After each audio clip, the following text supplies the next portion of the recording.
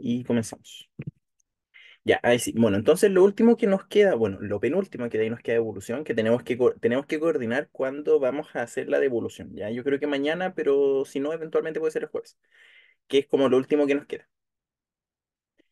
Pero otro eje bastante importante, que en como es que es bacán porque si bien en contenidos son pocos, en preguntas igual son hartas. Entonces, si ustedes más o menos entienden esto, se pueden asegurar con hartas preguntas, ¿ya? Así que eso es lo importante.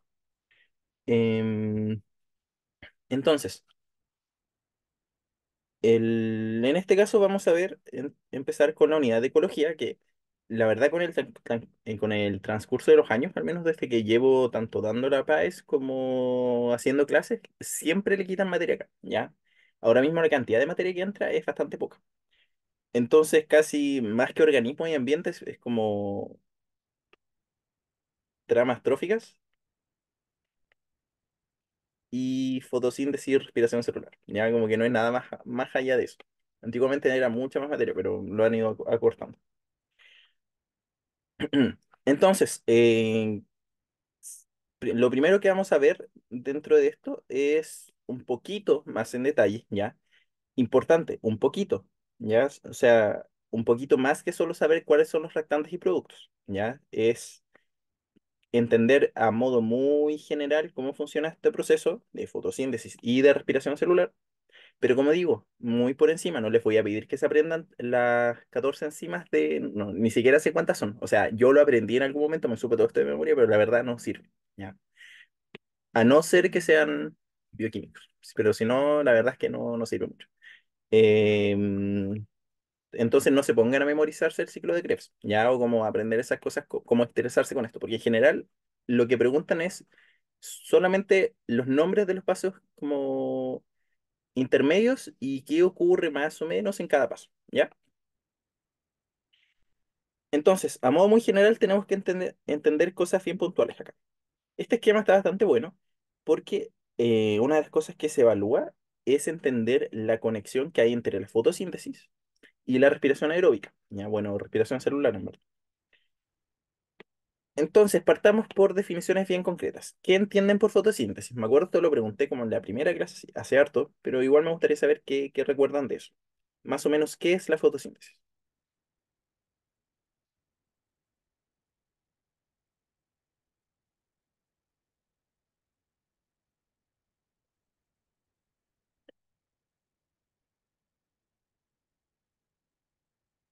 ¿El proceso de plantas para obtener ATP?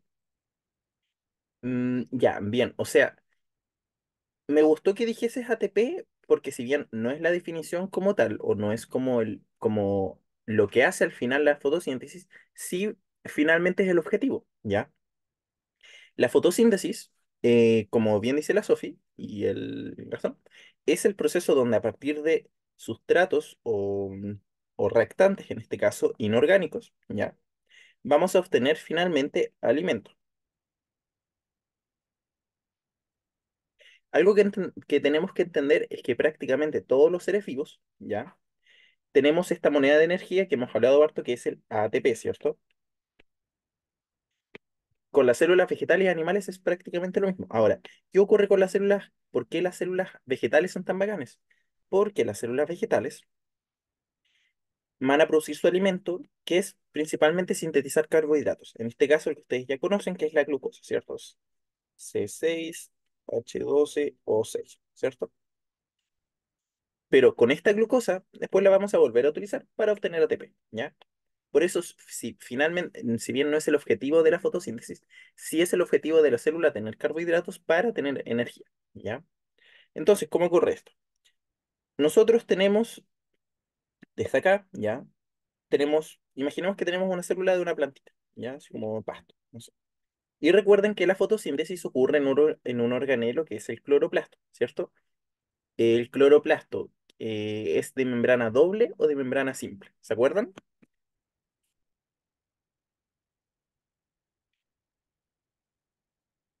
Vamos refrescando cositas que vimos como al principio de semestre.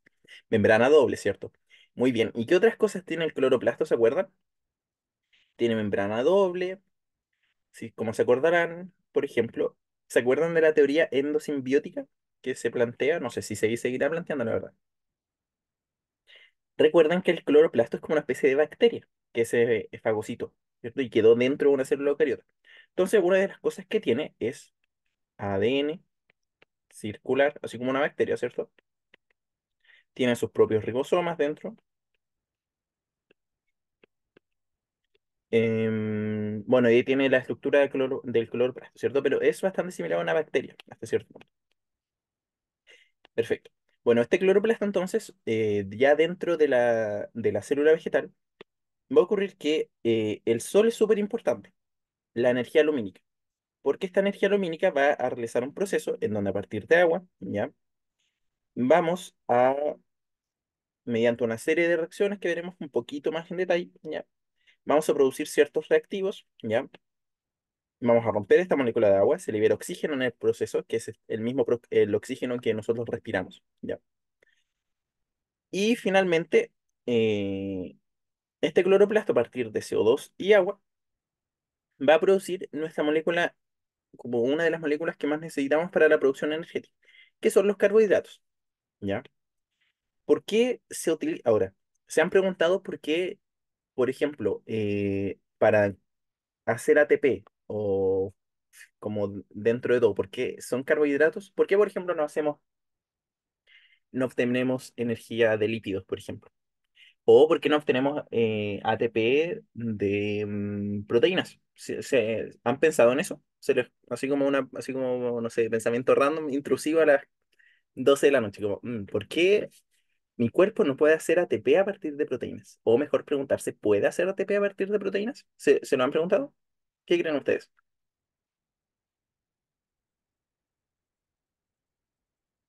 Sí, no, ¿quién da más?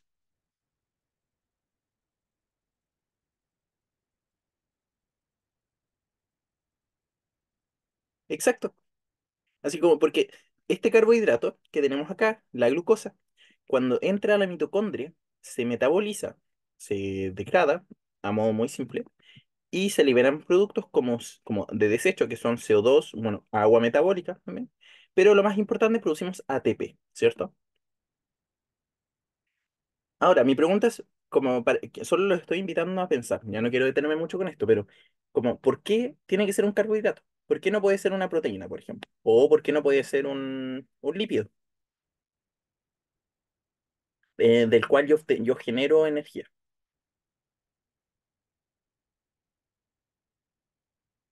¿No? ¿Nadie? ¿Solo les calenté la cabeza? Buena pregunta. Bueno, la respuesta es, en primer lugar, la mitocondria y la célula puede sacar energía de cualquier biomolécula, ¿ya? O sea, de carbohidratos, de proteínas y de lípidos. Ahora, ¿por qué de carbohidratos? Porque los carbohidratos en una relación de energía que dan y de rapidez de metabolismo y seguridad son muy buenos, son muy eficientes. Porque miren, todo esto, todos los enlaces que tenemos acá, me imagino ahora ya se ubican con la molécula, ¿cierto? Porque ya tuvimos química orgánica. Aquí ven, tenemos grupos alcoholes, ¿cierto? Estos enlaces se consideran de alta energía, como a nivel molecular, ¿ya? Por ende, en la degradación y metabolismo de esta molécula de glucosa, ¿ya? Se libera mucha energía que sirve para la producción de ATP, por ejemplo, para rellenar moléculas de ADP y agregarles fosfato, ¿ya? Se utiliza para esto y podemos así formar ATP. Ahora, nosotros podemos hacer respiración celular con lípidos, por ejemplo. La respuesta es sí, sí se puede. También si se degradan las estructuras de lípidos, podemos obtener energía. Ya podemos formar igualmente ATP, podemos formar estos productos intermedios, también se puede. ¿Cuál es el problema de ocupar lípidos, por ejemplo? O de ocupar proteínas, que no conviene, por dos razones. Los lípidos, por ejemplo, los degradamos para producir energía, que de hecho los lípidos, si lo piensan, sí se ocupan como energía, por eso almacenamos grasa en adipocitos, ya en células grasas. Porque ¿Ustedes se acuerdan cuando, no sé, con ejercicio aeróbico, por ejemplo? ¿Por qué el ejercicio aeróbico quema grasa, entre comillas? Que como es variable ese hecho. Porque ese lípido también se puede utilizar cuando las reservas de glucógeno bajan, ya que el glucógeno es una forma de almacenar glucosa sanguínea, se almacena como glucógeno en los músculos y el hígado. Bueno, cuando se acaba esa reserva, porque se agota rápido, uno puede empezar a quemar lípidos, por ejemplo. Ahora, ¿por qué no es la primera fuente de energía? Porque la quema de lípidos, por ejemplo, produce como desecho de como el esqueleto de lípido que quedó, produce compuestos tóxicos. Más que sean tóxicos, es que aumentan mucho la acidez del cuerpo, que se llaman cuerpos cetónicos. Y estos cuerpos cetónicos te bajan mucho el pH, o sea, te vuelven tu sangre y tu cuerpo muy ácido, porque estos cuerpos tienen cetonas, de hecho, por eso se llaman cuerpos cetónicos, son muy ácidos de pH. Es como imagínense que ahora tu pH de la sangre está, no sé, como que tengan ácido sulfúrico en la sangre, para que se lo imaginen. Como que tu cuerpo empieza a fallar porque recuerden que nosotros funcionamos a un pH óptimo de 7, ¿cierto? 7,35, 7,45, óptimo. Cuando bajamos ese pH, estamos muy ácidos, nuestras células fallan, nuestras proteínas se despliegan, se ocurre la denaturalización, no sé si se acuerdan de eso. Entonces, por eso es que no es muy conveniente basar toda tu metabolismo a partir de ácidos grasos, ¿ya? Con las proteínas lo mismo, también se producen derivados lipídicos de esqueletos que también producen como estos compuestos que son tóxicos, ¿ya? Por eso no es lo ideal. Y por eso siempre se consumen los carbohidratos.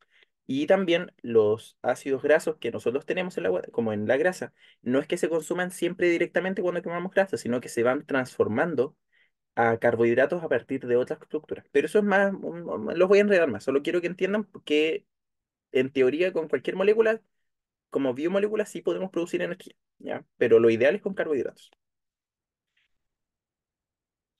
Ya, entonces me fui a la bola. Bueno, esta molécula que ya hablamos de qué cosas puede ser, entonces lo importante es que en la mitocondria, ¿cierto? Que recuerdan la mitocondria, organelo de doble membrana, ¿cierto? Que tiene ADN, cositas que ya sabemos, ¿cierto? Bueno, aquí entonces lo que va a hacer es producir productos de desecho como el CO2, que es el que nosotros exhalamos en cada aspiración, ¿ya? Por eso nosotros, por ejemplo, tomamos oxígeno cuando respiramos, que en parte es el oxígeno que podemos respirar a nivel atmosférico que producen las plantas en gran parte y algas.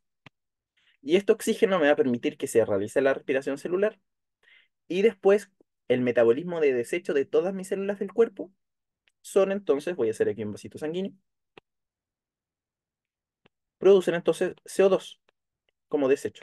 Y este CO2, que ahora viaja en la sangre, como para recolectarlo, se va a los pulmones entonces, aquí en unas estructuras microscópicas, se libera y se mete como a la vía aérea, o sea, como a mis bronquios, ya, vía aérea, tráquea, bronquios, ¿cierto? Se van dividiendo los más chiquititos. Y aquí, ya que están en estos tubos, el CO2 puede salir cada vez que nosotros botamos aire. Ya, por eso eso igual es como la importancia de la respiración, eliminar CO2, ya, que es como el de desecho. Ahora, este CO2 es el mismo que le sirve a la planta, ya, con el cual puede volver a funcionar y así. Por eso es todo un ciclo, ya es una interdependencia. Entre medio hay algunos reactantes como que vamos a hablar ahora, pero eso más que nada quiero que entiendan que todo lo que produce la fotosíntesis le sirve a la misma planta, porque la planta también tiene mitocondrias, ¿cierto? Y también nos sirve a todos los organismos que no somos autótrofos, ¿ya? O sea que necesitamos consumir a otro organismo para obtener estos nutrientes como carbohidratos, ¿ya? Eso, ¿alguna duda hasta ahora? Lo más importante es que entiendan esto de que el, como todo lo que hace la fotosíntesis es en pro de toda la respiración celular de todos los organismos como que no puedan hacer fotosíntesis también. Y a su vez, todo lo que nosotros hacemos de respiración celular le sirve a la planta para la fotosíntesis.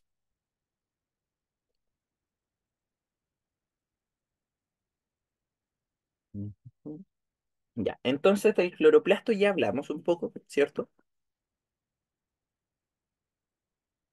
Aquí estamos viendo entonces, miren, aquí tenemos una plantita y nosotros le hicimos zoom a una de sus hojas, ¿ya? Así como microscopio. Las plantas tienen, no voy a entrar así como en botánica de las plantas, pero a muy grandes rasgos, la estructura de las hojitas de la planta es similar más o menos a cómo es la piel de nuestro cuerpo, ¿ya? O sea, tenemos como una capa más de revestimiento, ¿cierto? Tenemos células más debajo, ¿ya? Y de ahí tenemos otras células que tienen otras funciones, por aquí entra el agua, se distribuye el agua, bla, bla, bla. Tenemos debajo de las plantas, o sea, como de las hojitas, tenemos una estructura que se llaman estomas, ¿ya? Los estomas sirven más que nada para liberar vapor de agua y gases en ciertas situaciones como para botar metabolitos de desecho, ¿ya? Y también, aquí como liberan gases, es por lo mismo que las plantas pueden transpirar, ¿ya?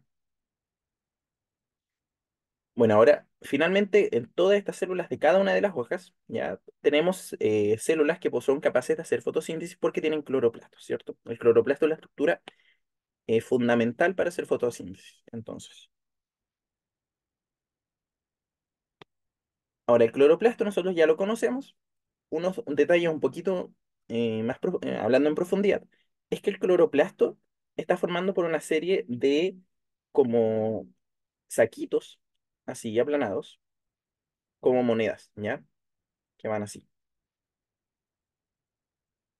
algo así, ¿ya? ¿Cómo se llaman cada uno de esos saquitos? ¿Se acuerdan?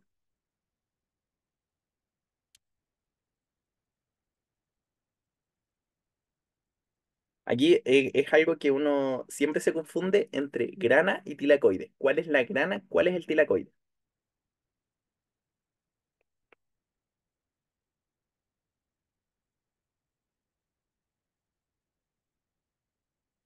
¿Qué dicen ustedes?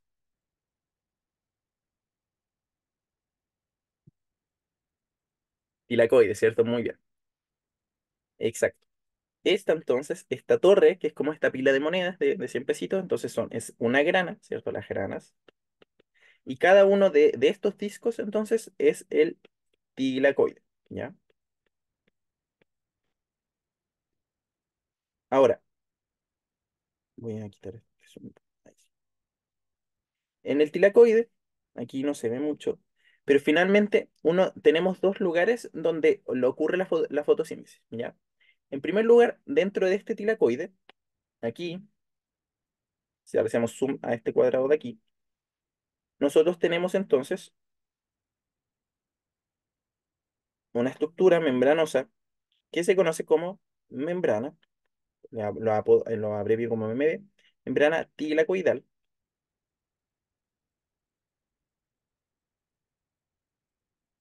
Exacto, la grana es la torre de tilacoides. Tenemos entonces las estructuras que participan en la fotosíntesis, la membrana tilacoidal, y ¿se acuerdan que en todas las células, célula que sea, tenemos el citoplasma, ¿cierto? Que es como esta sopa, o sea, el líquido del caldo, digamos, es el citosol, ¿cierto? Pero el todo, ¿ya? Y el espacio entre medio se conoce como citoplasma, ¿cierto? Bueno, en los tilacoides, o sea, perdón, en los cloroplastos, aquí, esa citoplasma, como el análogo del citoplasma, o sea, como una estructura similar, es el estroma, ¿ya? Estroma. Entonces, nosotros vamos a ver que ocurren procesos en la membrana tilacoidal, que lo veremos ahora, y procesos que ocurren en el estroma, ¿ya?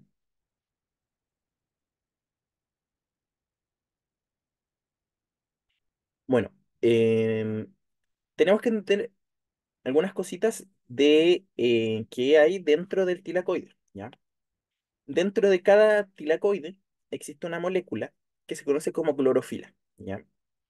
La clorofila, entendamos, es un pigmento, o sea, una estructura que da cierto color visible por nosotros, porque puede absorber luz y también refleja luz.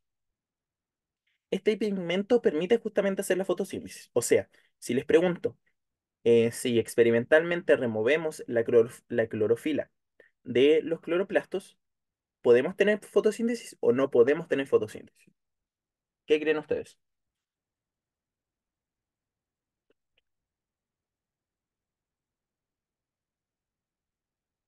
No, ¿cierto?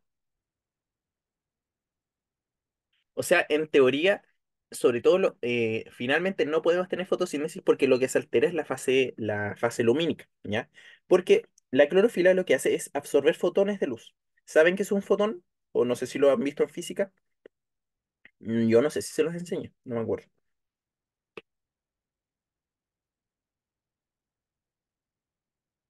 Bueno, entonces la clorofila puede absorber fotones, ¿ya? Eso es muy importante. ¿Se acuerdan qué es un fotón o no? No sé si eso se ve en física, ¿no? Un fotón, antes se veía, creo, no sé, es que yo estoy... no, un fotón, no sé si se acuerdan no sé si lo vieron en física o si ahora aún entra, pero existe una teoría que lo planteó Max Planck, si no me equivoco, que es la dualidad onda-partícula de la luz. La luz se comporta como onda y como partícula también. Y la luz viaja cuando los rayos de luz transmiten una estructura, que son como unos paquetes de energía que se conocen como fotones, ¿ya? Que tienen propiedades, ciertas propiedades de onda y ciertas propiedades de luz, como materia, ¿ya? Como energía, digamos.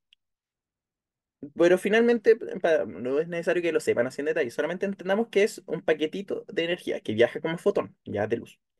Entonces, lo importante de la clorofila es que absorbe estos fotones. Ahora, entendiendo que el fotón se comporta como onda, ¿cierto? Por esta teoría dualidad onda-partícula. Eso era, no onda-luz, era onda-partícula. Me equivoqué.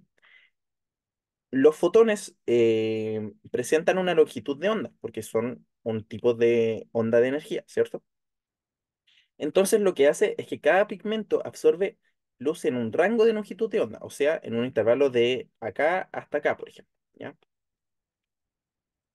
Entonces, mire, si tenemos este gráfico, nosotros vemos la longitud de onda en nanómetros, ¿cierto? O sea, la longitud de la onda, creo que era esto, no me acuerdo la verdad. Pero finalmente vemos en qué rango de longitud de esta onda que les digo es que absorbe energía cada pigmento de clorofila. Tenemos distintos pigmentos de clorofila. Tenemos la clorofila A, la clorofila beta y tenemos los beta carotenos, ¿ya?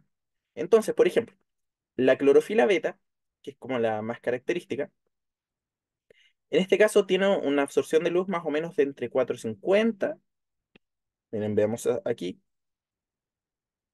y tiene otro pic como a los 650, ¿ya?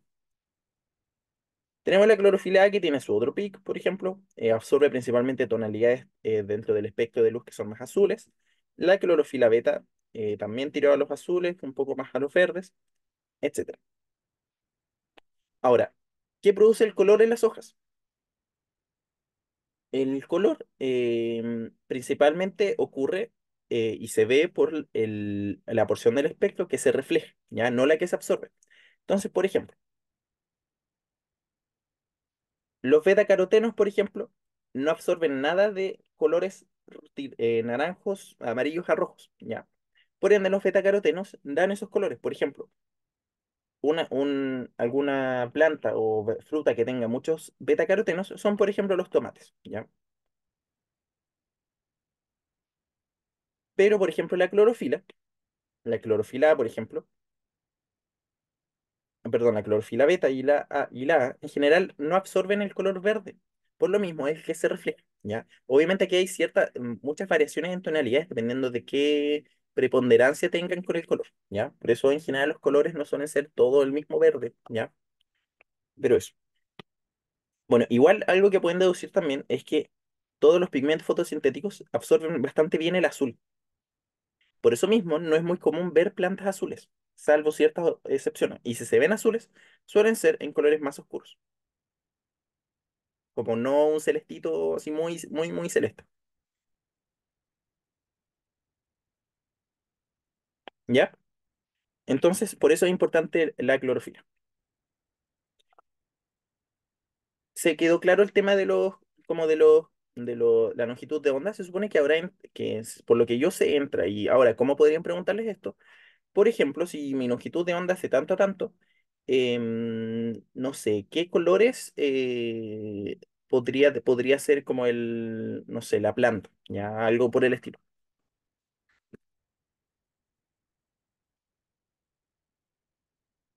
Ya, ahora, ya viendo un poquito más en detalle la fotosíntesis, tenemos que, lo más importante es que sepan la fórmula general, ¿ya?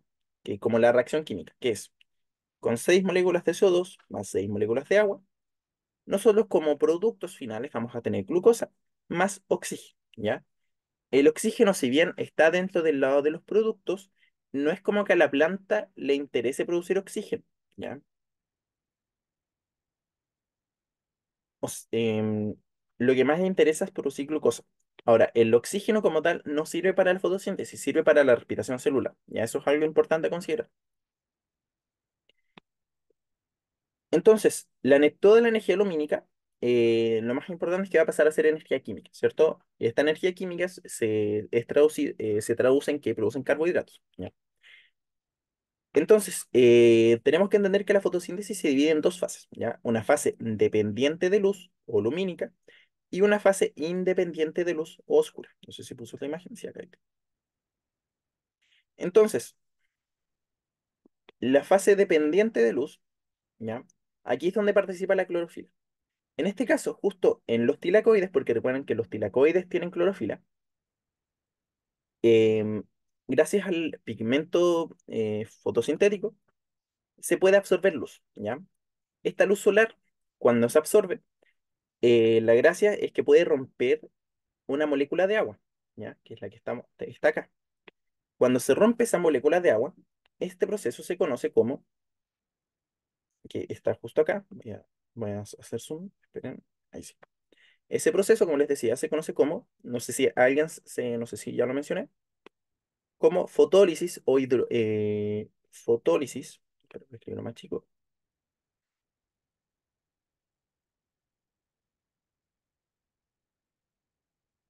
del agua, ¿ya?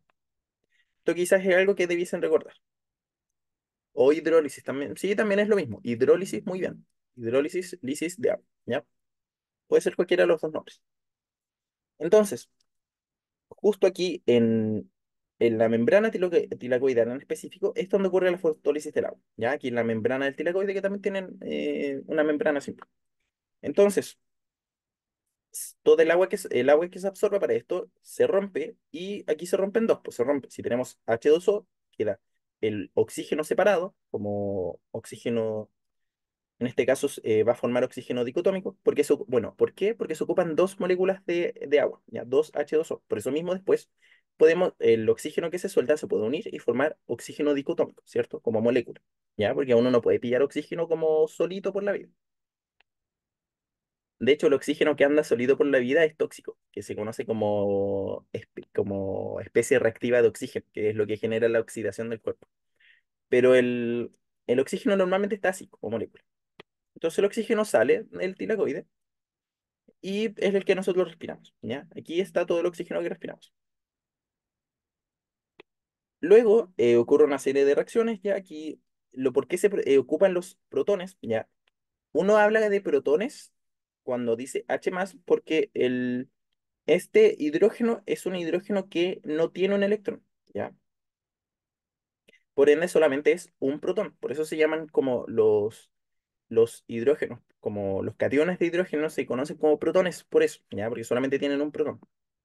Este protón, entonces, estos protones de hidrógeno, como les decía, se utilizan como para algo que se llama cadena transportadora de electrones. ¿Ya? No hay que entrar en detalles con eso, solamente entiendan que los hidrógenos van a ir entrando y saliendo y van a promover que los electrones, ciertos electrones como del ambiente, ¿ya?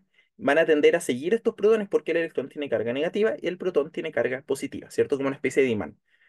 Este movimiento de electrones puede activar dos cosas.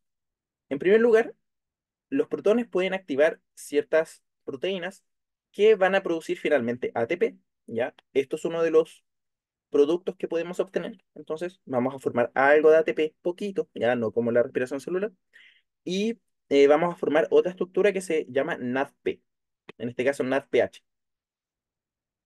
Ahora, ¿por qué NADPH? Porque nosotros tenemos otra estructura que es como estas moléculas es similar al ATP, ya se ocupan como para reacciones. Tenemos el NADP+, ¿ya? Y en este caso, gracias a esta cadena de protones que se van moviendo y a la cadena transportadora, se pueden rellenar de hidrógeno formando un NADPH, ¿ya? Entonces, recuerden estos dos moléculas, NADPH, ATP, ¿ya? ¿O estoy muy denso? ¿Se están perdiendo? ¿Alguna duda? ¿Van bien?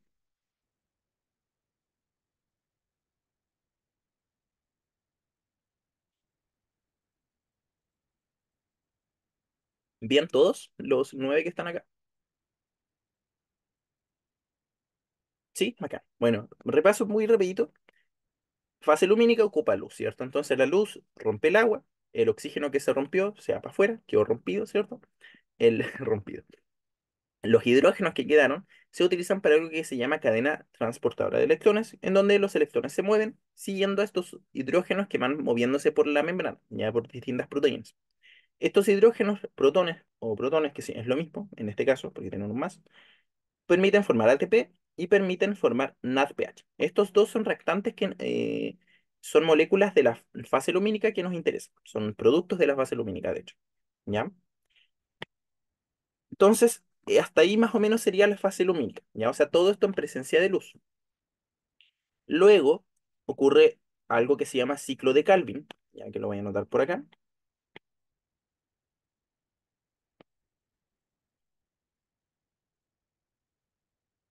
Allí está la Rubisco, ¿cierto? Todas esas enzimas. Me acuerdo en un año que yo di no sé, fue la PSU, PDT o PAS, no sé. Preguntaron por una de las enzimas de la Rubisco, o sea, del ciclo, que era la Rubisco. Pero eso ya no he visto que vuelvan a hacer preguntas así. Eso fue bastante en casa pregunta. Bueno, entonces tenemos por acá el ciclo de Calvin, que desde aquí ya estaríamos hablando de la fase oscura. ¿Por qué se llama fase oscura? Porque no necesitamos luz, ¿ya? Aquí no necesitamos el estímulo lumínico. Aquí es un ciclo en donde lo que ocurre es que la célula consume CO2, ¿ya? Aquí es donde se consume CO2, que es el CO2 que nosotros exhalamos como seres vivos. Este entra a la membrana, ¿ya? Y en este caso, el CO2 lo único que va a hacer es circular y se van a ir agregando y quitando moléculas, ¿ya? Se van a consumir estas moléculas que produjimos en la fase lumínica, ya que son el ATP y el NADPH, y aquí es donde vamos a ir formando, bueno, no solamente glucosa, ya la glucosa es lo más importante, pero también se forman otras moléculas, ¿ya? Pero quédense en que formamos glucosa, entonces, que después sale de la célula, ¿ya? Ahora, es importante que sepan dónde ocurren los procesos. La fase lumínica ocurre en el tilacoide, ya que aquí está el tilacoide. Aquí tenemos el espacio tilacoidal, que es como su citoplasma, digamos, y tenemos la membrana del tilacoide, que es donde ocurre también la fase lumínica. La fase oscura ocurre en el estroma, ¿ya? Como que aquí simplemente se mete el CO2 y se le van agregando inmediatamente las moléculas que dijimos para formar el producto final, que es la glucosa, ¿ya?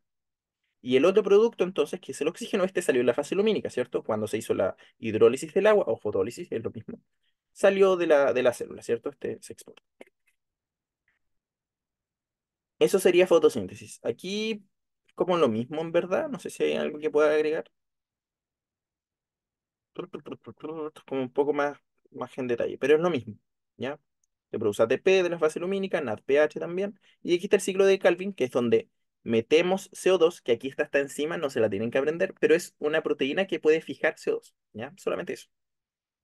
El CO2 va a ir circulando, formando nuevas moléculas, ¿ya? Se va consumiendo este NADPH, se consume el ATP también, su energía, por eso se forma ADP, por eso se forma NADP más de nuevo, que es el que se rellenó acá en la fase lumínica, ¿cierto? Y finalmente formamos glucosa y después se puede ir almacenando como almidón, por ejemplo.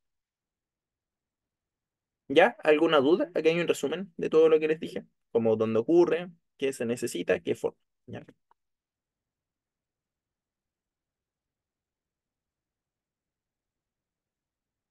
¿Todo bien, chiquillos? ¿Alguna duda? ¿Bien? Ya. Ahora, factores que regulan la fotosíntesis son principalmente esto. No es necesario que se aprendan los gráficos, ¿ya? Solamente son ejemplos. Lo que ustedes tienen que aprender es a interpretar los gráficos. Entonces, por ejemplo, la intensidad lumínica, que se mide en watts, en este caso. La intensidad lumínica, entonces, ¿dónde está? Acá. Aquí, al menos en este gráfico, no significa que todos sean iguales. Vemos que como que la célula tiene un intervalo de función máxima, ¿cierto? Como digamos que es de aquí hasta acá. ¿Qué significa eso? Que todo lo que esté fuera de ese intervalo va a tener menos intensidad, menos fotosíntesis. ¿Ya? Aquí la tasa foto, ¿alguien entiende, qué entienden por tasa fotosintética? ¿Saben qué es una tasa?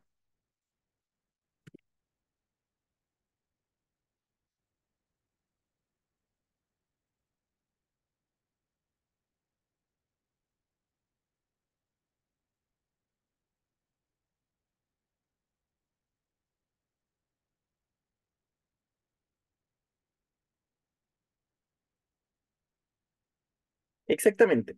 Muy bien, Gastón. Es como la cantidad, es como la tasa es justamente el número de como el número de producción o el número de veces que ocurre algo, ¿ya?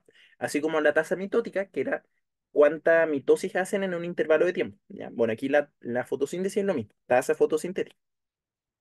Tasa de natalidad, por ejemplo, la tasa de natalidad, y esto es solamente hablando de lo que es tasa, la tasa de natalidad es el número de nacidos vivos en un año, por ejemplo. La tasa de mortalidad, el número de muertos en un año, etcétera. Entonces, aquí yo veo que a mayor intensidad lumínica aumenta mi tasa fotosintética hasta que se mantiene constante. En este caso, recuerden, si tengo este gráfico paralelo, significa que por más que yo aumente la tasa lumínica, no va a mejorar más, ¿cierto? Se mantiene constante y después empieza a descender, ¿ya? O sea que tengo un rango ideal de función en este gráfico. La concentración de CO2 igual es súper importante porque recuerden que el CO2 se utiliza para la fase oscura, ¿ya? Entonces, mi concentración de CO2 aquí ocurre más o menos lo mismo. Yo veo que a mayor concentración de CO2 aumenta mi tasa hasta que se mantiene constante, ¿cierto? Que es como esta rango. Y después, indiferente de que yo meta más CO2 al ambiente, no produzco más, no aumento mi fotosíntesis, ¿cierto? Se mantiene constante.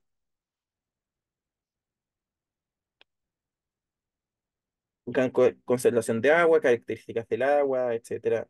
Algunos sales minerales como del ambiente, ¿cierto? De la tierra. Y la temperatura es algo bastante importante. Entonces, por ejemplo, la temperatura, aquí vemos que también tiene un rango bastante específico de fotosíntesis. Y de hecho, este valor de temperatura es variable. Ya tenemos plantas que aguantan 40 grados de lo más bien, así como algunos cactus, no sé, y otras que se mueren a los 25 grados, ¿ya? Entonces, tenemos una temperatura óptima, ya digamos que son, no sé, 30 grados, y después de eso ya empieza a disminuir la concentración, ¿cierto? O antes de ese valor o después. O sea, tenemos un pic de temperatura ideal. Eso entonces con fotosíntesis. Respiración celular, también lo vamos a ver más o menos por encima, ¿ya?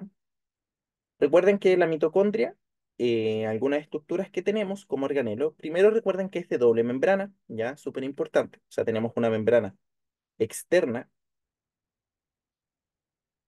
Miren, la estructura de la membrana plasmática de la mitocondria es así. Tenemos entonces,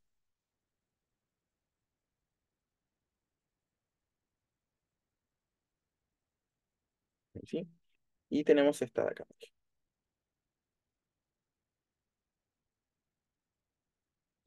Tenemos entonces como es doble membrana, ¿cierto? O sea, esta es la membrana completa. Tenemos una membrana mitocondrial externa, ¿cierto? Y tenemos también una membrana mitocondrial interna, ¿ya? Que es simplemente como la capa más adentro, ¿ya? Así que un sistema de muros tenemos uno más interno, otro más externo. Ahora, el espacio entre ambas membranas solamente se conoce como espacio intermembrana, ¿ya? Que voy a anotar por acá. Espacio entre membranas o espacio intermembrana. Ya el nombre lo dice, ¿cierto?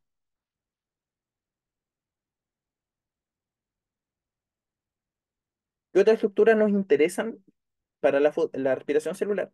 Es que aquí la mitocondria es como un completo, ¿cierto? Tenemos como aquí la mayonesa. Bueno, esos lulitos que hay acá son las crestas mitocondriales, ¿ya?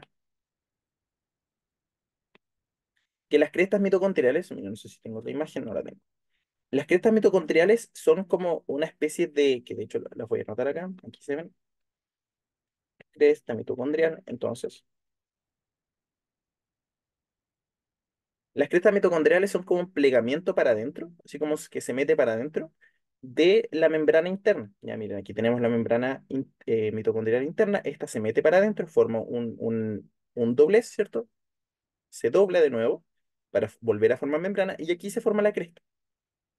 Por ende, tenemos espacio intermembrana dentro de la cresta, ¿cierto? Y tienen comunicación directa con el espacio intermembrana de acá, ¿ya? Entonces tenemos crestas, tenemos las dos membranas que dijimos, y tenemos un quinto componente, que en este caso se conoce como matriz mitocondrial, ¿ya? Que es el espacio que está justamente entre las crestas, ¿ya? Entre esta cresta y esta. Básicamente es lo mismo que el estroma del cloroplasto, ¿ya? O sea, es como una especie de citoplasma, como el espacio que queda, ¿ya? Nada más que eso. Entonces, la respiración celular, eh, lo primero que tenemos que entender son sus procesos, ¿ya? La respiración celular, si se dan cuenta, es exactamente la misma ecuación que la fotosíntesis, pero dada vuelta, ¿ya? Entonces, nosotros, ¿qué consumimos? Glucosa, ¿cierto? Consumimos oxígeno, ¿ya? Ocurre la respiración celular, que formamos CO2 de desecho, ¿cierto? Y formamos agua, que en este caso sería agua metabólica, que se conoce, porque se forma literalmente solo como por metabolismo, ¿ya? Como dentro de la mitocondria y de la célula se va formando agua.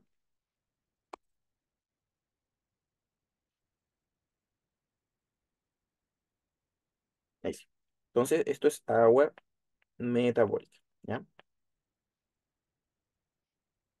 Esta agua no es tanta la verdad. En el cuerpo humano, consideren que el cuerpo humano, el 80% es agua, ¿cierto? O sea, si yo peso 100 kilos, 80 kilos, porque recuerden que tiene densidad uno, más o menos 80 kilos de mi cuerpo es agua, ¿ya? Em, y de toda el agua de mi cuerpo, el cuerpo humano más o menos produce al día 300 mililitros de agua metabólica, ¿ya? Igual comparativamente es harto, o sea, es como un vaso, o una tacita de café, algo así. Igual es harto, pero piensen que todas las células producen esto, ya así en total.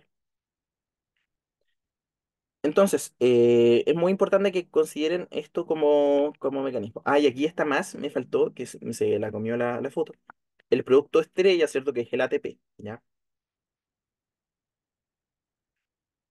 Entonces, la respiración celular, como podemos deducir por esta ecuación que tenemos abajo, entonces ocurre en la mitocondria, ¿cierto? Y en este caso consume carbohidratos como reactantes para formar ATP, que es el producto final. El CO2 y el agua son desechos, no es un producto que busca hacer la mitocondria, ¿ya? Importante. La respiración celular ocurre en dos lados, ¿ya? Puede ocurrir, tiene una fase que no necesita oxígeno, ¿ya? Que se conoce como glicólisis. Esta parte que es sin oxígeno en este caso, ocurre en una estructura, o sea, en una estructura, ocurre solamente en el citoplasma de la célula, ¿ya? Así el citoplasma normal, fuera de la mitocondria. Y tenemos otras fases también, pero solo voy a hablar del ciclo de Krebs, que es similar al ciclo de Calvin de la fotosíntesis, en donde vamos a ir produciendo ATP, ¿ya? Que en este caso ocurre en este caso, en la matriz mitocondrial, ¿ya?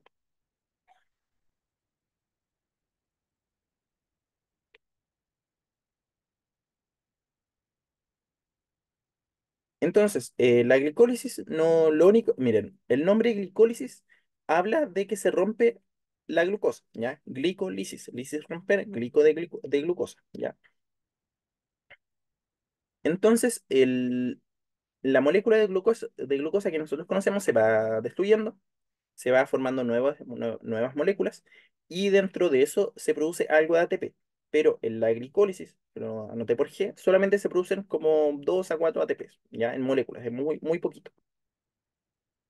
Esto sin el consumo de oxígeno. Ya no se utilizó oxígeno en ningún momento. Por eso se conoce como respiración anaeróbica, sin oxígeno.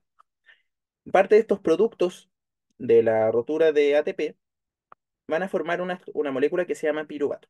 ¿Ya? Miren, aquí tenemos lo que les decía. Si bien aquí el piruvato es solamente por la glucosa, la rotura de la lisis de la glucosa, también podemos utilizar otras moléculas para producir energía con oxígeno, como los aminoácidos, ácidos grasos, cuerpos cetónicos, cetonas, que es también por el metabolismo de lípidos, ¿ya? Esto se va a otras reacciones, ¿ya? Que ocurren en otros procesos, bla, bla, bla. Lo importante es que entramos a este ciclo de nuevo, donde esta molécula se va degradando, van entrando moléculas, saliendo otras, hasta que finalmente podemos producir como desecho CO2, que es el que sacamos, ¿cierto? Y después producimos grandes cantidades, no de ATP directamente, producimos algo de ATP, poquito, pero lo que generamos principalmente es NADH, ¿ya? Y FADH, que es otra molécula que lo voy a botar por acá. Estas moléculas ahora van a irse a una cadena de electrones, la misma que, como muy similar al de la fotosíntesis, que está en este caso la, en la cresta mitocondrial como tal, en la membrana. Y aquí lo mismo, este NADPH va a promover la salida, esta circulación de electrones, se degrada de aquí, ¿cierto? Se le saca el hidrógeno, este hidrógeno sirve para la cadena, y entre medio en este proceso se produce agua, ya que es el agua metabólica que les había dicho. Eso a muy resumidas cuentas. Y lo mismo que ocurre con la fotosíntesis, los hidrógenos, los protones, sirven para activar una bomba que produce ATP, ¿ya? Entonces va a rellenar esta ATP, le va a meter el fosfato y va a producir ATP que va a ir saliendo de la mitocondria. Y este es el gran, finalmente el ATP se produce por el NADH que está acá, ¿ya? El ciclo de Krebs por sí solo no produce mucho ATP que digamos. Aquí es donde podemos tener un total de 36 a 38 ATP. Así como en el recuento total es más o menos este recuento. Y esta bomba por sí sola, por lo que ocurre en el ciclo de Krebs, produce más o menos como 32, 34. No es necesario que se sepan esos valores, ¿ya? Solamente es como ejemplo, porque la glicólisis lo que se produce es mucho menos, ¿ya? Así que eso. Aquí más o menos lo mismo, ¿ya? Glucólisis, esto ocurre en el citosol, ¿cierto? O en el citoplasma, pueden decir lo mismo. Se rompe la molécula y esto entra a la célula, ¿cierto? A la mitocondria, perdón. Aquí se metaboliza de nuevo, bla, bla, bla, los productos de la glicólisis. Entramos al ciclo de Krebs, se producen estos metabolitos que después se van a las crestas a formar ATP, ¿cierto? Ya eso por un lado. Ahora, ¿qué ocurre cuando no tenemos, por ejemplo, están corriendo no sé, 100 metros planos? Ahí su nivel de captura de oxígeno para la cantidad de energía que se está consumiendo no se compensa, ¿cierto? Y necesitamos la creación de energía o la obtención de energía de manera rápida. Aquí está estamos donde otra vía que es la fermentación, ¿ya? Esta fermentación, en este caso, en todas nuestras células, al menos en mamíferos y en la mayoría de seres vivos, se produce algo que se llama fermentación láctica y se produce lactato, que es un ácido, un tipo de molécula ácida, ¿ya? No es lo mismo que lactosa, ya, importante. Este lactato, como es ácido, es el que hace que, por ejemplo, cuando ustedes corren, no sé, ustedes han hecho el test naveta, ¿se cachan? O solo, no sé si se sigue haciendo. Yo cuando estaba en educación física, cuando era cabro chico, lo hacía. ¿Se acuerdan de ese o no?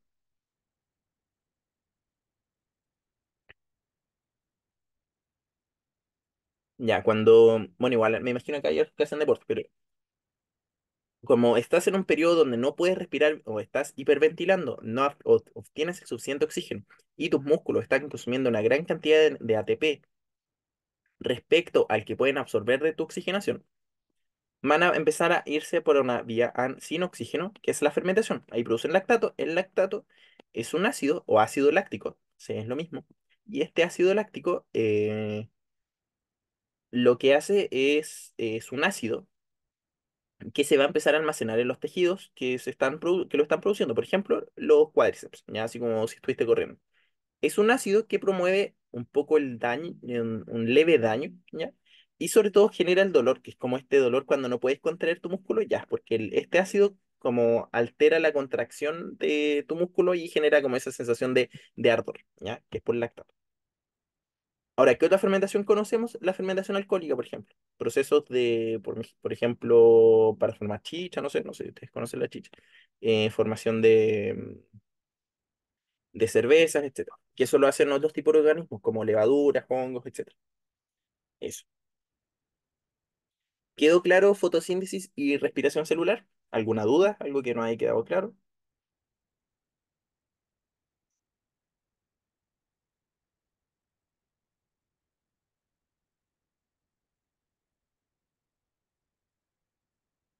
¿Todo bien? ¿Seguros? ¿Seguros, seguros? Bacán. Ya, bacán, bacán. Bueno, ahora lo último que queda de materia, esto son dos diapos, de hecho. Súper cortito, que es como lo que entra de ecología, que es un poco recordar cuáles son los componentes del ecosistema, ¿ya? Aquí es muy simple esto, tenemos organismos productores, que son todos los que hacen fotosíntesis, ¿ya? Porque producen su propio combustible para la respiración celular, que en este caso son carbohidratos, ¿cierto? Por ende, aquí se incluyen algas, ¿cierto? Todo el reino vegetal, ¿ya? Plantas, árboles, lo que se le ocurra. La mayor producción de tasa fotosintética no es por los bosques que tenemos, ya no es como en la Tierra, la mayor producción es a nivel de las algas marinas, ¿ya? Estas producen, creo que si no me equivoco, como el 60-80% de todo el oxígeno de la Tierra, ya no son las plantitas que tenemos. A veces no todos cachan ese dato. ¿Qué otros organismos hacen fotosíntesis? Cianobacterias, ¿ya? Bacterias que si bien no tienen cloroplastos, tienen formaciones en la membrana que pueden hacer fotosíntesis. Las cianobacterias aparecen, por ejemplo, cuando en ríos que están con, ¿cómo se llamaba esto? Nitrificación, si se llamaba, no me acuerdo. Que es cuando por desechos aumenta mucho los productos de nitrógeno y empieza a proliferar mucho las bacterias y ciertas algas. Ya las cianobacterias hacen que, por ejemplo, cuando tienes una piscina estancada que como que está verde, o en lagos de repente que están verdes, ya son cianobacterias. Por eso se ve verde, porque tiene bacterias.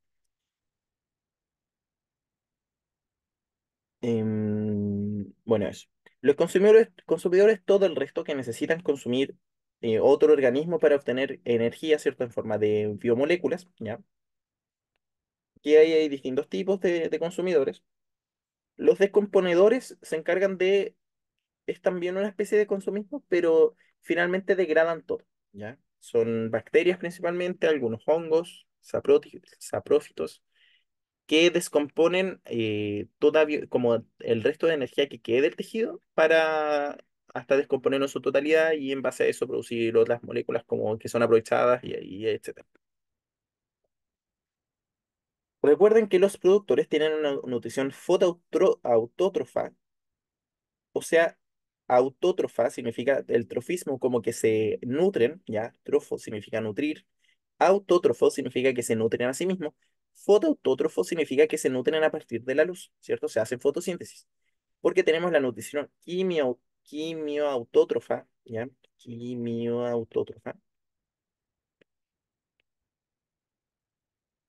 que en este caso es que lo hacen algunas bacterias, que es por algunos elementos como el azufre, etcétera, ¿ya? Que ahí tienen algunas reacciones que producen energía. Y la heterótrofa es toda nutrición que no es a sí mismo, que es en este caso la que hacen los consumidores y descomponedores, ¿cierto?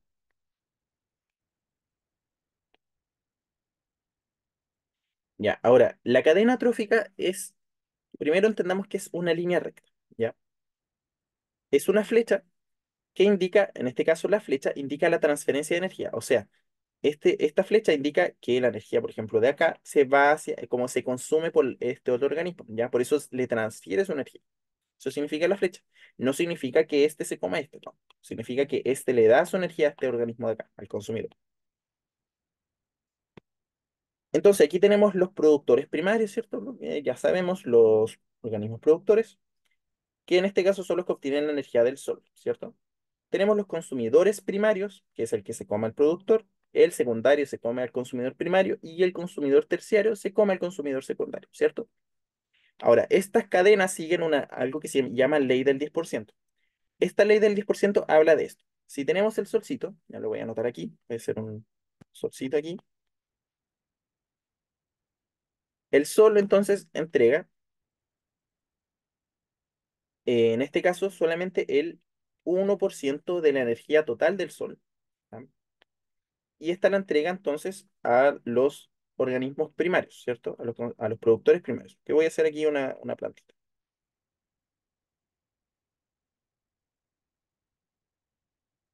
¿ya? Una plantita. Este organismo puede entregar entonces su energía a otro organismo, ¿ya? Y aquí le entrega solamente el 10% de su energía total, ya que se mide en calorías o en energía como joules, ¿ya? Entonces aquí tendríamos el consumidor primario, ¿ya? Aquí lo voy a dibujar igual. Aquí tenemos el 10%. El consumidor primario, cuando sea consumido por otro consumidor, por ejemplo, este pescadito de acá, no va a absorber toda la energía disponible de este ser, sino que se va a absorber solamente el 10% de esto. ¿Qué ocurre con el otro 90% de cada uno de los pasos? Se va al ambiente, ¿ya? Se libera en forma de calor. Y a su vez, este 10% de acá, el último consumidor terciario, va a absorber solamente el 10% de esta energía, de este ser. Ahora, ¿qué significa esto? Que en general, mientras más alto en la cadena está el consumidor, más alimento necesitan comer en cantidad, porque cada alimento que consuman no aporta tanto contenido energético, digamos, ¿ya? Porque, por ejemplo, este solamente obtiene el 10% de este. Y si nosotros vamos sumando,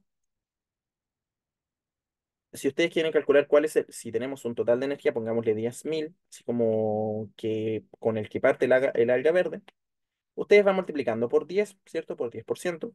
Entonces aquí teníamos 1.000, ¿cierto? Después no, de nuevo por 10%, y tendríamos 100. Y aquí tendríamos 10 joules. Son joules, ¿ya? Entonces, comparativamente, el organismo, el consumidor terciario, recibe más o menos el 10 por 10 1 por 10 el 0,1% de la energía inicial que recibió un productor, ¿ya? O sea, la cantidad es claramente más baja. Por ende, necesitan comer más o menos cantidades de masa relativamente elevadas porque no les aporta tanta energía, ¿ya? O sea, organismos más grandes o en mayor cantidad. Eso. Y por lo mismo después no es muy sustentable en una cadena lineal seguir como generando, como no son raros los consumidores cuaternarios, creo que no existan. Como en general esto es el tope, porque después que un organismo logre obtener tal cantidad de energía es bastante difícil en la naturaleza. Eso, ¿alguna duda con esto? Es bastante, recuerden bien el tema de la ley del 10% y sobre todo que hay gente que se le olvida que el sol otorga el 1, no otorga el 10%, ¿ya? La trama trófica, lo mismo con una cadena, pero bueno, en definición es conjunto de cadenas, ¿ya? Solamente eso. Entonces, la flecha sigue indicando lo mismo, tenemos la ley del 10% también, etcétera, ¿ya? Todo lo mismo. Esta imagen siempre la ocupo de modelo porque permite explicar hartas cositas solamente viendo la imagen, ya que ustedes pueden deducir. Por ejemplo, si estos organismos no reciben ningún tipo de flecha, ¿de dónde creen qué organismo creen que sean? ¿Será un consumidor, un productor primario? ¿Qué será? ¿Un descomponedor? ¿Qué creen?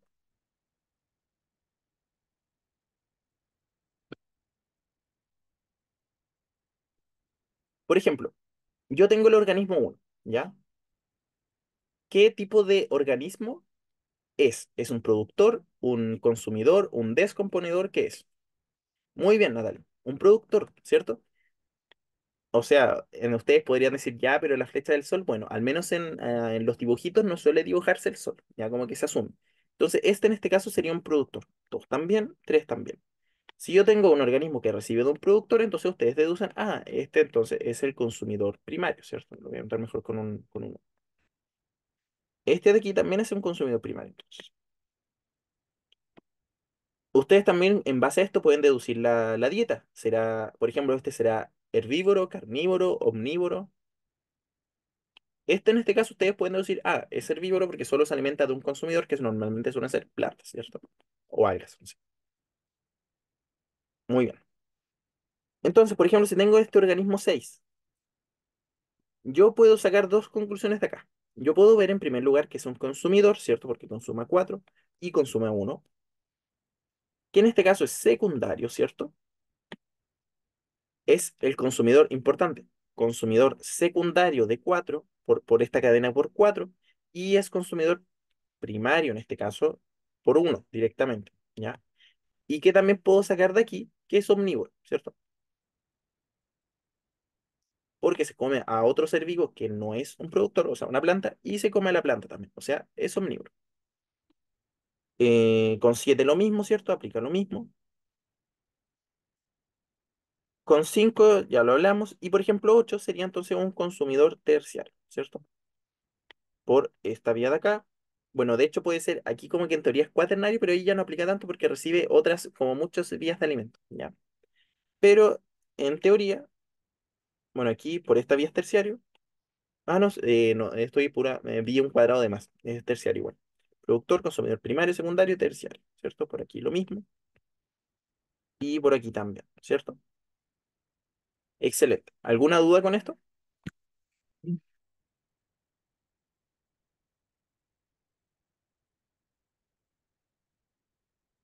No, ninguna.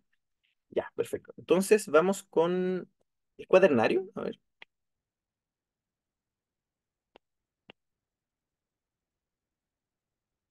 Mm, es secundario por acá. Uno, 2, 3 es terciario por acá. Uno, 3 terciario por acá. Uno, 4, 6, 8. Uno, 4, 6. Productor, consumidor primario, consumidor secundario, consumidor terciario. Ah, sí, pues por eso la primera fila no cuenta. O sea, porque es el productor. Sí, a mí igual me pasó primero, por eso de, como dije, ah, es cuaternario. No, por el cuaternario como tal, es raro que pongan un cuaternario, ya, porque legalmente no existe. Ya. Entonces, preguntita, durante un experimento, un grupo de estudiantes analizó las hojas de un árbol. Tenemos estos pigmentos. Ya, pregunta concreta. ¿Cuál de las siguientes opciones corresponde a un proceso en que participan directamente las moléculas identificadas por el grupo? O sea, ¿qué hacen los pigmentos fotosintéticos?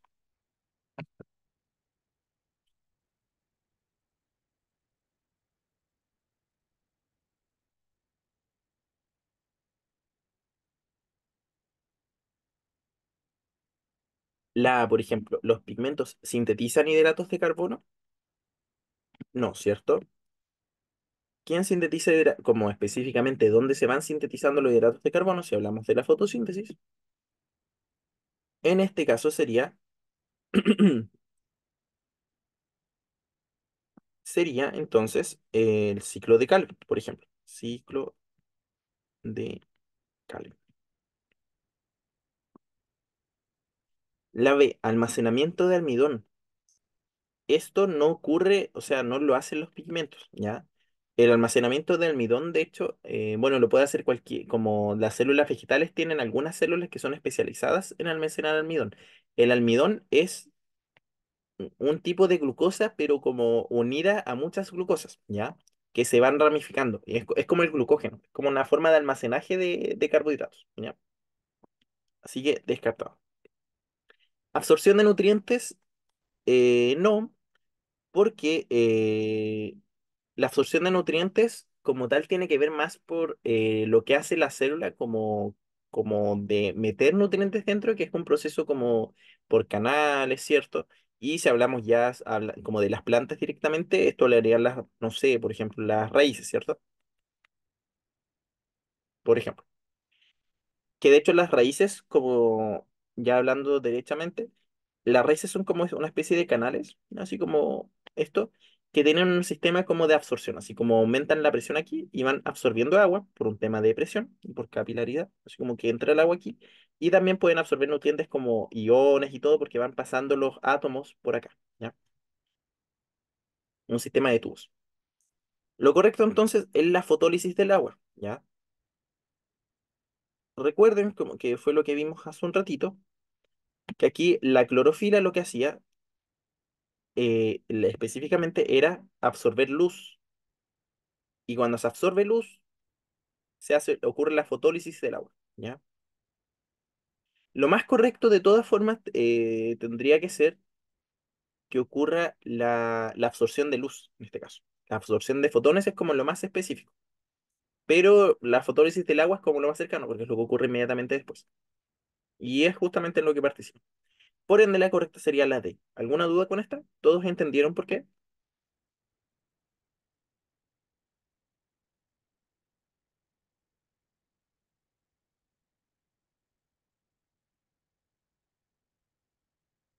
Sí, bacán. Siguiente, entonces, miren, ecología en general no tienen que saber tanta materia, es más analizar el gráfico, por eso de repente hay gente que se cae, es por lo mismo. Entonces, en un experimento se mide, veamos, siempre vean qué se está midiendo, ya hay que tienen que comprobar que está en el gráfico. Eficiencia fotosintética a diferencia, esto fue la clase pasada, ahí sí. Eficiencia fotosintética a diferentes concentraciones de CO2. Ya, entonces aquí que yo obtuve mis variables, ¿cierto? Variable uno, variable 2, por ejemplo. Al obtener los resultados, se evidencia que la planta uno alcanza el máximo de eficiencia fotosintética con la mitad de la concentración de CO2 que requiere la planta 2. Además, entre la planta uno y la planta 2, entre la planta uno y 2, luego de alcanzar la máxima tasa fotosintética, no varía el valor de esta pese a aumentar la concentración de gas. O sea, se mantiene constante. ¿Cuál de las siguientes opciones señala el gráfico? ¿Qué podemos deducir de esto? Miren, para responder esto, entonces nosotros tenemos que considerar, en primer lugar, mis variables, ¿ya? ¿Cuál será entonces mi variable dependiente? ¿Cuál variable iría en el eje X? Bueno, aquí da lo mismo en la pregunta, en verdad todo está igual. La tasa fotosintética, yo veo acá, está en el eje X en todas, ¿cierto? Porque es mi variable dependiente, porque depende de las concentraciones de CO2, o eso se trata de ver si depende o no. Ya. Entonces, ¿qué me dicen acá? Que, ¿cómo iría el gráfico? Me dicen que la planta uno alcanza el máximo de eficiencia fotosintética o de tasa fotosintética, ¿ya? Con la mitad de concentración de CO2 que requiere la planta 2. ¿Qué significa esto? Voy a hacer un otro gráfico acá. Si alcanza el máximo de eficiencia fotosintética con la mitad de concentración que la planta 2, significa que llega al pic más rápido, ¿cierto? Aquí tenemos 0, aquí tenemos 50, aquí tenemos 25 y aquí tenemos 100. No sé. Si yo digo que el máximo es este, yo voy a ver esto. Voy a ver que la planta uno, por ejemplo, hace esto, por ejemplo, a 25. Y yo voy a ver que mi planta 2 hace esto, algo así, por ejemplo. De hecho, específicamente, arreglémoslo un poquito,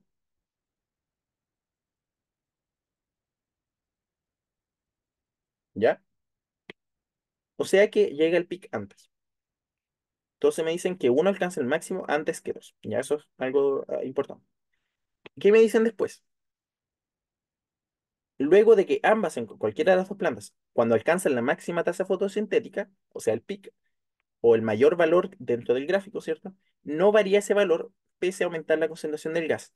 ¿Qué significa esto? Que se mantiene, como sería la palabra, constante, ¿cierto? O sea, como aquí, si yo aumento más CO2, no aumenta más mi tasa fotosintética, ¿ya? ¿Cómo se vería esto entonces? Veamos la C, por ejemplo. En la C, entonces, yo veo mi concentración,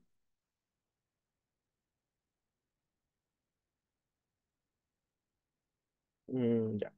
En la C yo veo mi concentración, veo que la planta uno tiene menos tasa peak fotosintética que la planta 2, esta como que hace más tasa fotosintética, pero aquí yo veo que ambas, bueno, en este caso, aquí yo veo, por ejemplo, que esta hace su peak la uno a 25 más o menos, y yo veo que la planta 2 aquí está un poquito variable, digamos que hace peak acá, ¿ya? Y de ahí se mantiene constante rango. O sea, podría ser esta, no, en este caso vamos a ver por qué no es, pero da para pensar que sí, ¿cierto? Ahora veamos, veamos la B, esta es más descartable, ¿cierto? Tenemos pic de tasa 1 a 25, ¿cierto? Tenemos pic de tasa 2, o sea, de planta 2 a 75. Aquí yo la descarto al tiro bueno, si bien ambas después se mantienen constantes, indiferente si yo aumento el CO2, aquí yo veo enseguida que si esta lo hizo a 25 y la otra lo hizo a 75, esto no es el doble, ¿cierto? O sea, esta no es la mitad de 75, es el triple, de hecho. Así que la descartamos solamente por eso, ¿ya?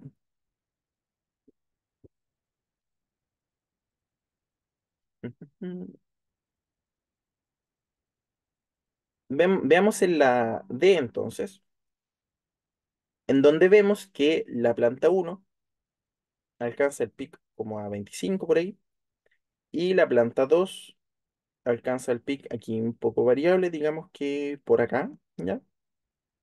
¿Sí? No llega a 50. Y después se mantienen constantes. Y tenemos la A, en donde tenemos la uno que llega a 25 y la 2 que está más o menos igual por 50, ¿ya? Bueno, de hecho, específicamente, si no me equivoco, debe ser justo acá. Entonces, ¿cuál ustedes creen que es la correcta? Primero, déjenme ver qué creen ustedes.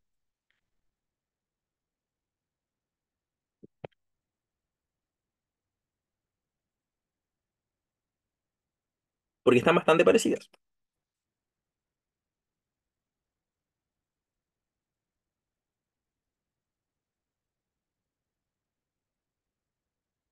Un pequeño detalle que cuando lo leí no le di tanta importancia, pero era importante, miren, es esto. Yo creo que con esto van a quedar claros al tiro. Para obtener el mismo valor. O sea, que el pic tiene que ser el mismo para uno y para 2, ¿cierto? Por ende, automáticamente yo puedo descartar la C, ¿cierto? Y descarto la D. Porque aquí el pic o la tasa máxima en 2 es mayor que en uno, aquí en uno es mayor que en 2, y aquí en la A sería la correcta, entonces, porque se mantiene más o menos que es como el uno alcanza la mitad, ¿cierto? 25, 50, pero tienen el mismo máximo de tasa fotosintética, ¿cierto? Porque recuerda, se demora la mitad del tiempo que 2 en obtener el mismo valor de tasa fotosintética, ¿ya? Entonces, por eso sería la A, ¿ya? ¿Alguna duda con esta? Lean bien. Eso es como algo importante que rescataría de este ejercicio. ¿Ya? ¿Alguna duda? ¿No?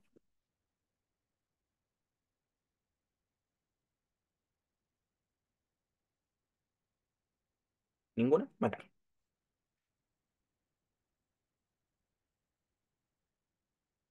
Ya, está en mucho texto, pero preguntan otra cosa.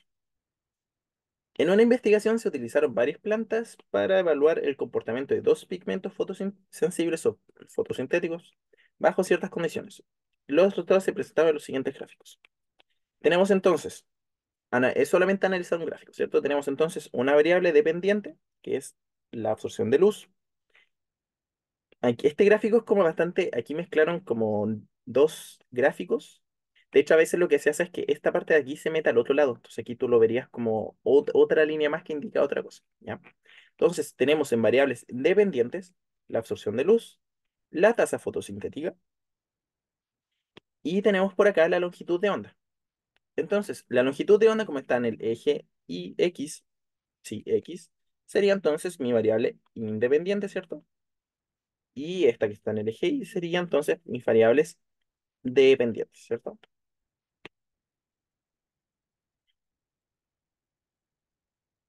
Entonces, una vez visto eso, basándose en el análisis de estos gráficos, considerando que X flechita Y significa Y depende de X, ¿cuál de las siguientes opciones relaciona las variables presentadas? Entonces, perdón, X flechita Y significa Y depende de X. O sea, esta de aquí, lo voy a anotar por aquí más grande para que se entienda. Esta sería entonces mi variable independiente. Perdón, me confundí. Dependiente. Y esta sería mi independiente, ¿ya? Ahora sí, más fácil. Entonces,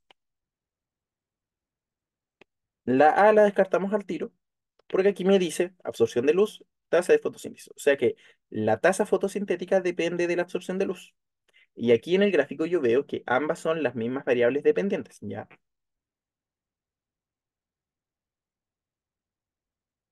Y también aquí me dicen que la tasa de fotosíntesis, bueno, en este caso, que los pigmentos uno y 2 como las curvas de aquí, dependen de la tasa de fotosíntesis, ¿ya? Y no, estos de acá, estas no son variables como tal dependiendo independientes, solamente son como las variables de trabajo, no me acuerdo cómo se llamaban en estadística. Así que la descartamos. La B, la longitud de onda, depende de la tasa fotosintética o será al revés. Allí no es necesario que analicen las tres necesariamente, ¿ya? Al revés, ¿cierto? Por ende la descarto al tiro, porque voy a perder más tiempo leyendo todo.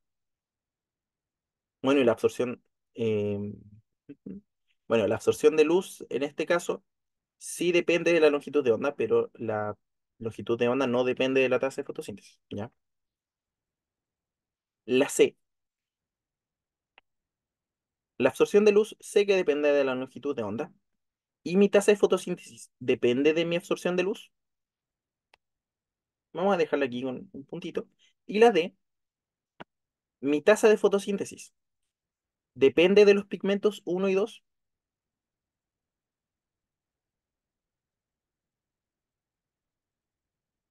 y mi longitud de onda depende de mi tasa fotosintética. Con esta parte aquí yo puedo descartarlo, ¿cierto? Porque la longitud de onda no depende de la tasa fotosintética. Por ende, la correcta sería la C. ¿Ya? Ahora, ¿por qué ocurre esto? Porque si bien, miren, aquí hay un pequeño detalle que había que pensarlo un poco más. Ya, miren. La correcta es la C, en este caso, porque si bien, en este caso, miren, esta parte de aquí es correcta, ¿cierto? La absorción de luz depende efectivamente de la longitud de onda, o sea, hasta aquí estamos bien. Y mi tasa de fotosíntesis depende también de mi absorción de luz. Ahora, si bien mi tasa de fotosíntesis, ¿cómo se llama? Vemos que ambos son variables dependientes de la longitud de onda. ¿Cómo yo puedo saber que la tasa de fotosíntesis depende de la absorción de luz? Analizando el gráfico comparando estas dos escalas con la tasa fotosintética, ¿ya? Entonces, yo, por ejemplo, puedo ver aquí, yo, por ejemplo, puedo ver que en las porciones donde tenemos la mayor absorción de luz, ¿ya? Pensemos cómo funciona la fotosíntesis, o sea, por pigmentos. Yo veo que la célula, el cloroplasto hace muy buena fotosíntesis, ¿ya? Cuando no tenemos una baja absorción de luz en este espectro, yo también tengo baja tasa fotosintética. Y cuando yo aumento la absorción de luz, aumento mi tasa fotosintética. ¿Por qué sé que no es al revés? Eso solamente lo pueden saber más o menos sabiendo cómo funciona la fotosíntesis. Porque sabemos que la absorción de luz depende de los pigmentos, no depende de qué tanta fotosíntesis como haga la célula, ¿ya? Para eso sí tenían que saber fotosíntesis. Por ende, la correcta sería la D. Esta estaba un poquito difícil. ¿Alguna duda con esta? ¿La entendieron bien?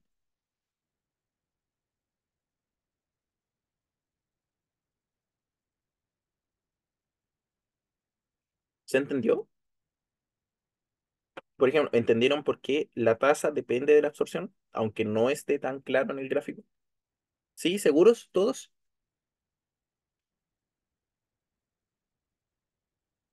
Sí, bacán. Bacán, bacán. Ya pues chiquillos, lo dejamos hasta aquí entonces. Tengo que editar este PPT porque creo que me equivoqué en subirlo. Soy pavo. Entonces tengo que agregarle la pauta, ¿ya? O creo que, si no me equivoco, sí, es que este sí lo tengo listo con la pauta, pero creo que abrí otro. Pero, y si no está en el Drive, lo voy a subir más ratito, ¿ya? Para que puedan revisar los ejercicios. Y de todas formas, quizás pongamos alguno que otro repetido para la otra semana. Y voy a sacar otros ejercicios de otros lados para que hagamos en la semana de ejercitación, ¿ya? En la semana de ejercitación yo creo que sí alcanzamos a hacer harto. Yo creo que mínimo unos 30 20 30, ¿ya? Así que eso, no sé si tienen alguna duda, algo para cerrar. Voy a dejar de grabar.